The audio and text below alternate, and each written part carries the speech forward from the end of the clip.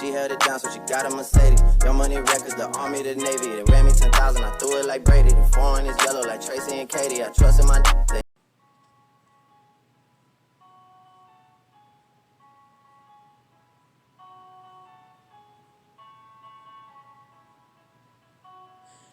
Hey guys, so this is what if Deku, well, was in the MCU. Now there's a request, and I kinda made like this request, but yeah, let's get into it. So basically, this is what if Deku was in the MCU. Now guys, basically, Deku is going to be straight up, legitimately, a GOAT. Now basically, Deku will be in the MCU. Now let's say, I don't know, for MCU, I'm going to introduce Deku in the MCU very late. Let's say Deku's introduced in the MCU doing Civil War. Now, basically, doing Civil War in the anime world, Deku is fighting one for all. I mean, not scratch that. Deku's fighting one for all, and basically, out of nowhere, a portal shows up right after Deku defeats Overhaul. Deku was teleported away, and people think Deku was killed. And Deku did a suicide blow, killing one for all as well. I mean, Overhaul. Overhaul, yeah. Deku was fighting Overhaul. So basically, Deku went back, was pretty much teleported into the MCU, was teleported, about a couple of blocks away from where Tony was when he was talking to Peter. Deku got back up, and we skip a couple of days later, and let's say we skip a couple of days later, and Deku is recruited by Shield, and Shield basically, pretty much gets told by Deku about his world and his dimension. They say we can help you, but so you are a hero, right? Deku says yeah, and pretty much says, so would you sign the records? Pretty much Deku's about to sign it, but Captain America shows up and says, come with me, and pretty much throws a shield, and pretty much says pretty much a jailbreak type of move, taking down the rest of the group of the MCU. Oh yeah, the rest of the group of Shield, getting Deku out there. Deku pretty much brought on top of his ship, and pretty much they fly down. Pretty much they run out of gas. They drive to the airport, running into Ant-Man, and pretty much Deku going to well, the whole entire thing. Deku doesn't know Iron Man or any of the other heroes. Knowing doesn't know Spider-Man, pretty much Spider-Man and Deku start fighting when the whole entire, chasing thing happened. Now, for the whole entire legal laws with Deku and the MCU, let's say the MCU owns My Hero Academia and bought My Hero Academia right after it was made, about 2 weeks after it was made. So I don't know. Let's say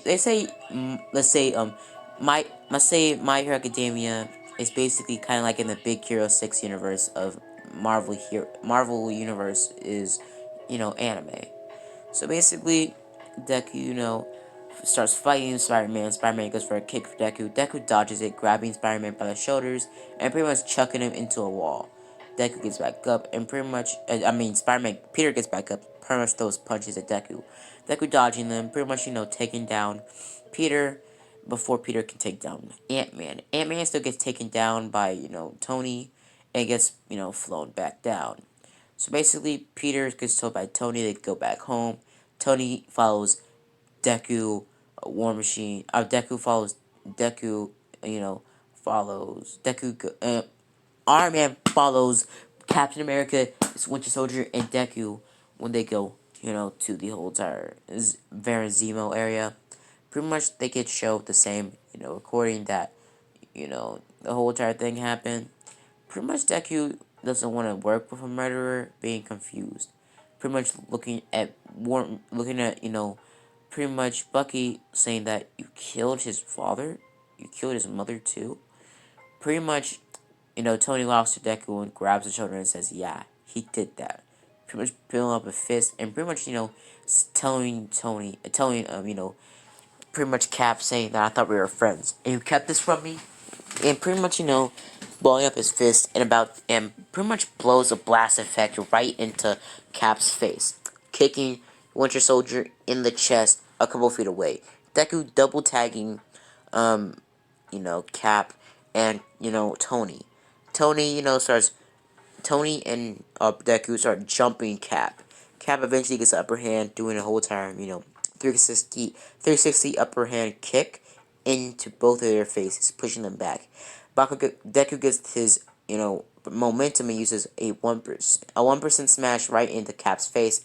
Cap doesn't feel it that much, but Deku uses that for an advantage and uses his flick technique right into Cap's face, pushing him feet, miles away into the ground, or, into a wall. So pretty much, Cap gets back up, coughing up blood, knowing that's a really strong attack.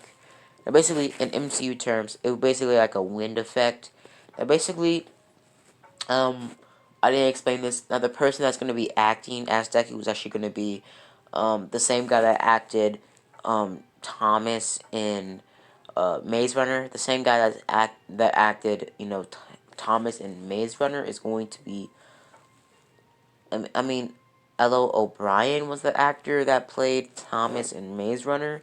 So that's basically who's going to be playing Deku in the the MCU. So basically, and they start fighting, and pretty much, the MCU outfit as Deku's outfit is basically just going to be a green version of Ant-Man's suit, but without the helmet. So basically, grabbing, pretty much dodging all the attacks from Cap, and Tony fighting Winter Soldier. Sorry guys if I get the names mixed up. Winter Soldier, and Winter Soldier gets pretty much double tagged by, Deku and Tony. Eventually, Winter Soldier still gets his arm, blasted off. Deku gets himself knocked out by Cap, and Cap walks off with a bruised body and coughed up blood, throwing the shield at Tony after Tony gets taken down by Cap. Now we skip a couple days or a couple years, and Thanos shows up during the Infinity War. Pretty much causing the whole entire thing. Now before Infinity War happens, Deku gets his own solo movie about him going through the world of being a hero. Pretty much, developing all of his abilities and getting better with, training. Now Deku gets his own solo movie called My Hero, and basically, I know his My Solo movie is gonna be called Heroes Awaken, and pretty much Deku's just gonna be focusing on Deku and his story and his origin, and basically, doing a whole entire narrating thing for the first 10 minutes. Telling him about his life as when he got teleported into this strange world, finding a way to get out, but along the way helping other people. Now, basically, Deku, is jumping around the city doing some vigilante work when, Thanos' crew shows up and sees Tony and Bruce Banner, Tony, Doctor Strange, and some sort of weirdo Doctor Strange guy, pretty much about to fight some sort of aliens. Pretty much, Deku jumps in there, and Tony says, Izuku? Pretty much, Deku says, yeah, it's me.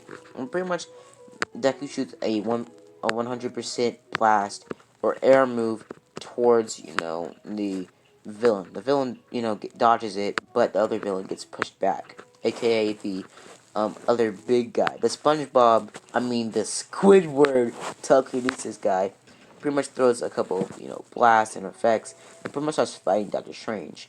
Deku just fighting the giant alien guy alongside Tony, and they still get pushed to, the park. They're about to get taken down by, the guy, and Deku, walking around, getting back up on his composure until, Peter jumps in and pretty much, stops him. Peter looks at Deku and says, are you the guy that knocked me out? And pretty much Peter and Tony says, it's okay, he's on our side. And pretty much, Peter says, okay, whatever you say, Mr. Stark. Pretty much they get back up, and pretty much they walk off. They walk off, and they see that, Doctor Strange is getting captured. They run over there, and, Deku does a super jump towards there, and pretty much gets upper hand, gets on top of there. And basically, isn't, about to let go. Deku gets, pushed up into space and gets strapped in there. Now, for the rest of the movie, everything really happens the same. Everything happens the same. Now, basically, doing the whole entire MCU thing, time moves really, really fast in the MCU compared to My Hero Academia universe.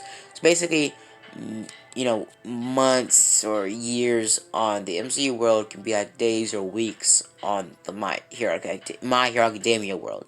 So the remainder of Deku being in the MCU, Deku is basically just gonna be gone for about a week or two. So basically, Deku, goes, starts fighting and starts fighting the guy, getting the SpongeBob guy, and kicking him. Oh, sorry, kicking the guy or kicking the SpongeBob guy out of the ship, getting him out there alongside, Peter and Tony, and the Cloak Levitation, and also Doctor Strange helping a little bit. So basically, they get coordinates to Titan, and they arrive at Titan, meet up the Guardians of the Galaxy. The Guardians of the Galaxy still pretty much attain everybody, and Peter is still having the gun towards Spider-Man's head, and Deku having his fist right against Peter's face, saying that if you kill Peter, if you kill Spidey, I'm gonna kill you. Pretty much bluffing because Deku ain't a killer. Basically, he says whatever, and pretty much says, "Are you on Thanos' side?" And they say no. We're trying to fight Thanos. Pretty much say tell each other say that we're the Avengers, all that other jazz. Pretty much getting a pretty good score. Pretty much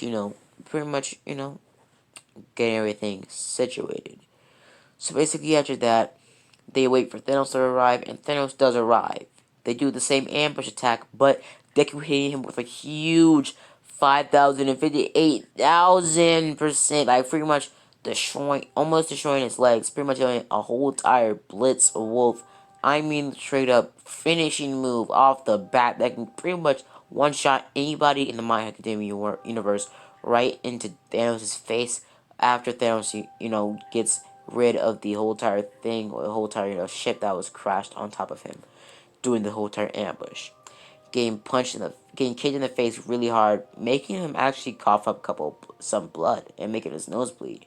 Deku, Deku's leg being broken, and Deku also being incredibly tired. Thanos grabs Deku by the shoulder and pretty much crushes Deku's collarbone and throws Deku into a brick or into some rubble, knocking him out for the count.